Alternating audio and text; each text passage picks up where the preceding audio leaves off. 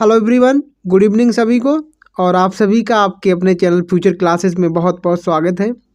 अब I hope कि आप लोग बहुत अच्छे से तैयारी कर रहे होंगे, क्योंकि बस यही मौका है। अब जो है 4-5 महीने जो है आपको 4 महीने मिलेंगे, बहुत ज़्यादा इससे ज़्यादा नहीं मिलेंगे, 3-4 महीने। तो बिल्कुल आप अपने को बिल्कुल तैयारी में बिल्कुल झोंक दीजिएगा, क्योंकि अब तुम्हारी सिर्फ मंजिल होनी चाहिए नौकरी, और इसके अलावा कुछ नहीं। तो सुबह जल्दी उठा करें। और हम लोग आपसे कमेंट के लिए, हाँ मैंने बोला था कि आप कमेंट करिए तो मैं सुबह 6 बजे आपकी क्लास को ले आऊँ, ठीक है। एक्चुअली में मेहनत करते हुए हमें भी तभी हिम्मत मिलती है जब उसका कोई मतलब हकदार हो, कोई उसको जो है फ़ायदा उठाने वाला हो, तब हमें मेहनत करने में मतलब क्या है अच्छा लगता है और हमें हिम्मत मिल पाती मेहनत करने की। अब हम सुबह-सुबह उठ कर के मेहनत करें और उससे कोई देख नहीं रहा, कोई अच्छे से रिस्पॉन्स नहीं दे रहा, है नहीं? तो हिम्मत नहीं मिलती है ना। तो आप लोग जो भी हमारी क्लास को देख रहे हैं, तो आप लोग हमें कमेंट करके ये बताएँ कि क्या आपको सुबह क्लास चाहिए? मैं लाइव आकर के आपको जो है, जो भी हमारे साइंस की बेसिक चीज़ें हैं, चैप्टर्स जो हमारे हैं, उनको अच्छे से समझाते रहें। बाकी अपने हम क्वेश्चंस को टाइम टू टाइम लाते रहते हैं, दोपहर में, सुबह में, ठीक है? मतलब बहुत, और वो सुबह हमारी क्लास बिल्कुल हम उठेंगे तुरंत क्लास देखेंगे। हो सकता है कि आप बिस्तर में ही बैठे हों, उसी समय क्लास चालू हो। तो आपको बस यही करना है कि कमेंट करना है।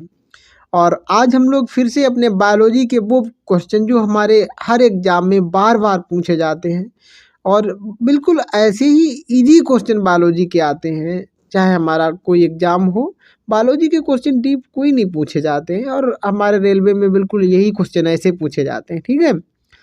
तो चलिए हम लोग स्टार्ट करते हैं अपना ये वीडियो। और आप लोगों के कमेंट आ रहे थे, जिसमें लोमेश का कमेंट आ रहा था कि सर जो है बेसिक साइंस करवा दीजिए। तो देखिए ये सब क्वेश्चन जो है हमारे बेसिक साइंस से ही हैं।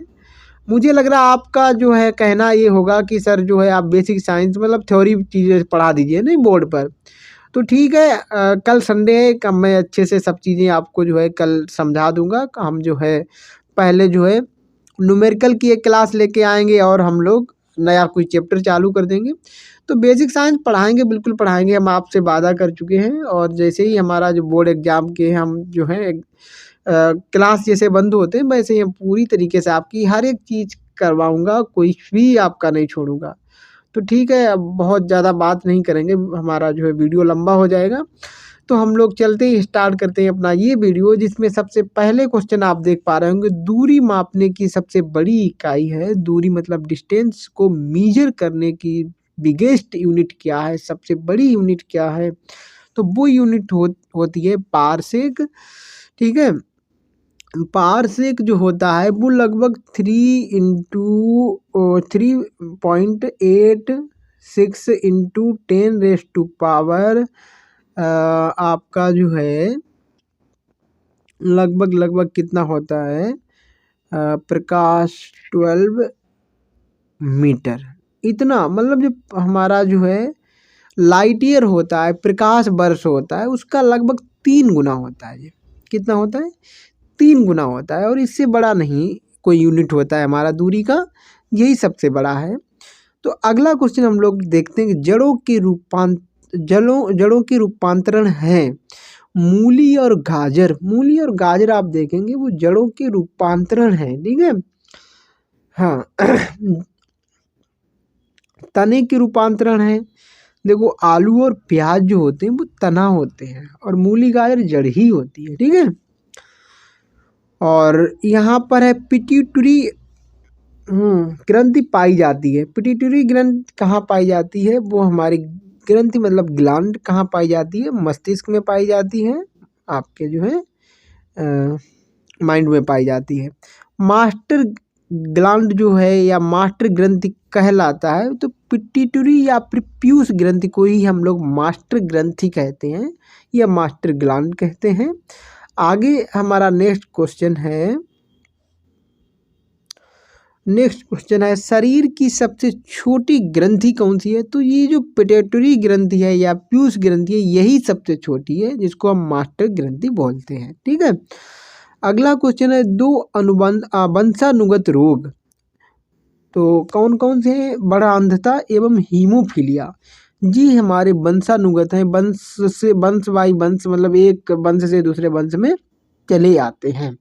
यानी कि अगर किसी के परिवार में एक आदमी बड़ अंधता मतलब कि अंधा समझ लो, जो पढ़ नहीं पाता है, वो हमारा बड़ा अंधता बोलते हैं, जिसको ब्लाइंडनेस बोलते हैं, वर्ड ब्लाइंडनेस कह सकते हो। और हीमोफीलिया तो एक बच्चे को है तो उसकी भी मतलब और जो आगे जनरेशन होगी उसको हो जाएगा, मतलब दर बाई दर चलता रहता है। तो बड़ा अंधता यानी कि हम यहाँ पे कलर ब्लाइंडनेस और आपका हीमोफीलिया, ठीक है, कलर ब्लाइंडनेस बोलेंगे बड़ा अंधता को, ठीक है। वर्ण मतलब यहाँ पे कलर से, रंग से है, ठीक है। और सर्वप्रथम मनुष्यों में बड़ा अंधता का वर्णन किया गया था, कलर ब्लाइंडनेस का वर्णन किया मतलब किसने किया? तो हेरनर ने किया और 1876 में 1876 में किया था, ठीक है। आगे चलते हैं। अगला क्वेश्चन क्या है? अगला क्वेश्चन आपका है एक बड़ांध मतलब जो कलर ब्लाइंड पर्सन है में पहचान करने की क्षमता नहीं होती, वो क्या पहचान नहीं कर पाता किसकी? तो हरा लाल रंग इनकी पहचान नहीं कर पाता। अगर कोई हमारा पर्सन है, कोई व्यक्ति है, वो बड़ांध है, बड़ांध का मतलब कि वो कलर ब्लाइंडनेस है उसको, तो वो जो है लाल और हरे रंग को नहीं पहचान पाएगा, ठीक है। थायरॉक्सिन हार्मोन स्रावित होता है थायराइड ग्रंथि में, ठीक। अगला है जठर रस में होता है, जठर रस में क्या होता है? हाइड्रोक्लोरिक अम्ल होता है, ठीक, हाइड्रोक्लोरिक अम्ल। और यही अम्ल जो है हमारे शरीर में डाइजेशन का काम करवाता है। तो ये भी बात भी आपको याद रखनी है। हम लोग चलते हैं अपने नेक्स्ट क्वेश्चन की ओर। और अगला क्वेश्चन हमारा है कि लाइकेन में परस्पर सहजीवी मौजूद होते हैं, कवक और शैवाल होते हैं लाइकेन में। और लाइकेन जो है हमारा एक प्लांट होता है, लाइकेन एक प्लांट होता है। और कमेंट करना क्या लाइकेन किसका पौधा है, इससे क्या मिलता है, ठीक है। प्रोटीन का पाचन होता है छोटी आंत में, प्रोटीन का पाचन कहाँ होता है? छोटी आंत में, आंत में। मनुष्य में पाचन प्रारंभ होता है कहाँ से? मुख से ही चालू हो जाता है पाचन, ठीक है। और पचे भोजन का अवशोषण छोटी आंत में, ठीक है। वो जो जैसे कि आपका जो भोजन है ना वो पच गया, तो अब क्या होगा उसमें जो भी ऐसी चीज़ें हैं जो हमारे शरीर के लिए बहुत इम्पोर्टेंट हैं, शरीर को जिनकी ज़रूरत होती है, उनको वो अपने अंदर क्या करता है? सोख ऐसा लेता है, ठीक है। चलिए, तो छोटी आंत में ये काम होता है। और अगला क्वेश्चन हमारा है यहाँ पर लार में पाया जाने वाला एंजाइम, लार में कौन सा एंजाइम पाया जाता है? तो वो है टायलिन, क्या है? टायलिन। अगला क्वेश्चन हमारा है टिबिया नामक हड्डी पाई जाती है, तो टिबिया नामक हड्डी कहाँ पाई जाती है? टांग में, ठीक है। अगला क्वेश्चन है मानव शरीर का वह अंग जिसमें हड्डियों की संख्या सर्वाधिक होती है, तो उंगली में हड्डियों की संख्या सर्वाधिक होती है, ये बात आपको ध्यान रखनी है। अगला क्वेश्चन आपका है यहाँ पर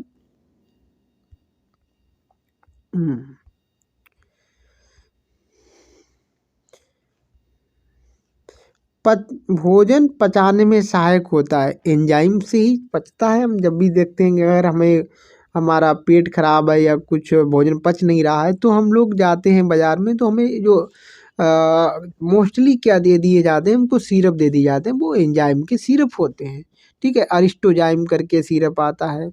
तो एंजाइम हमारे भोजन को पचाने में सहायक होते हैं। एंजाइम की रचना कैसी रचना होती है, किससे होती है? मतलब अमीनो अम्ल से, ठीक है। पाचन क्रिया में प्रोटीन बदल जाते हैं अमीनो अम्ल में, प्रोटीन किस में बदल जाते हैं? अमीनो अम्ल में बदल जाते हैं प्रोटीन, ठीक है। अगला क्वेश्चन आहार नाल में स्टार्च के पाचन में अंतिम उत्पाद क्या है? जब हमारा स्टार्च जो पचता है तो अंतिम उत्पाद क्या मिलता है? तो मिलता है माल्टोज, क्या मिलता है? माल्टोज। जब आहार नाल में जब हमारा स्टार्च पचेगा तभी ऐसा होगा, ठीक है। तो शरीर में ऊतकों का निर्माण प्रोटीन से प्रोटीन से होता है। हड्डियों और दांतों के निर्माण के लिए आवश्यक तत्व कौन कौन से हैं? कैल्शियम और फास्फोरस। ठीक है, अगला क्वेश्चन हमारा है भोपाल क्या है, हाँ, भोपाल गैस कांड 1984 में रिसाव हुआ था। मिथाइल आइसोसाइनाइड का जो फार्मूला होता है वो आपका क्या होता है? CH3 और यहाँ पर लग जाएगा एन लग जाएगा यहाँ पर। तो मिथाइल आइसोसाइनाइड का ये फार्मूला होता है। अगला क्या है? काला हीरा तथा काला सीसा कहते हैं। काला हीरा कहते हैं आपको कार्बोनेडो, और ग्रेफाइट को हम क्या कहते हैं? काला सीसा कहते हैं। काला हीरा हो गया कार्बोनेडो। और जीवन रक्षक हार्मोन कहते हैं एड्रीनल को। पौधों का मुख्य प्रकाश संश्लेषी अंग कौन सा है? पत्ती, जो प्रकाश को संश्लेषित कर देता है। पत्तियों का रंग हरा होता है, किसकी वजह से? क्लोरोफिल की वजह से होता है। क्लोरोप्लास्ट जो पदार्थ होता है उसके कारण। ठीक है, क्लोरोप्लास्ट हरित लवक के कारण। पत्तियों का रंग पीला होता है तो कैरोटीन के निर्माण के कारण। ठीक है, पुरानी हो जाती है, कैरोटीन का निर्माण होने लगता है। पर्ण हरित यानी क्लोरोफिल में मुख्य रूप से, हाँ नीचे देखें, क्लोरोफिल में मुख्य रूप से क्या होता है? धातु है मैग्नीशियम होती है। क्या होती है? मैग्नीशियम। वायुमंडल में ऑक्सीजन की मात्रा संतुलित होती है प्रकाश संश्लेषण द्वारा। ऑक्सीजन की मात्रा किसके द्वारा? प्रकाश संश्लेषण के द्वारा। भाई पौधे अपना भोजन बनाते हैं, ऑक्सीजन निकलती रहती है। ठीक है, पेड़ एवं पौधों द्वारा खाना तैयार करने की प्रक्रिया प्रकाश संश्लेषण, जिसको फोटोसिंथेसिस बोलते हैं। प्रकाश संश्लेषण के लिए आवश्यक है CO2, जल, क्लोरोफिल, सूर्य का प्रकाश। ये सारी चीज़ें CO2, जल, क्लोरोफिल, सूर्य का प्रकाश, चार चीज़ें जब ये मिलेंगी तभी आपकी फोटोसिंथेसिस या प्रकाश संश्लेषण की क्रिया हो पाएगी। ठीक है, समझ में आ गई होगी बात। आगे चलते हैं।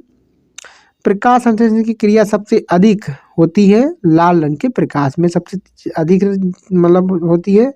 प्रकाश संश्लेषण में ऑक्सीजन निकलता है जल से। किससे निकलता है ऑक्सीजन? H2O से, वाटर से। ठीक है, तो इतने क्वेश्चन जो हमें आज करने थे इस वीडियो में हमने कर लिए।